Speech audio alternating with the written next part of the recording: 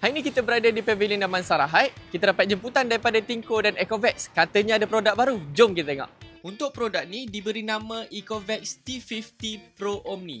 Dia ada 81mm Ultra Deboot, True H 2.0, IV 3D 3.0 dan Zero Tangle 2.0. Yang ni pula diberi nama Tinko Flow One S9 Artist. Dia ada Smooth Dry Technology, Flash Dry Self-Cleaning System dan Dual Block Anti-Tangle Desk. Dan ini pula diberi nama Tinko Flow One Swish S7 Stretch. Yang menariknya dia ada Multi-Function Cleaner, Dual Block Anti-Tangle Design dan Ultra Long Running Time. Dekat sini ada macam-macam lagi game yang korang boleh main untuk menang hadiah. Dan bukan setakat tu saja, kalau korang beli barang daripada Tinko dan Ecovex, korang berpeluang untuk menang hadiah, antaranya iPhone dan TV.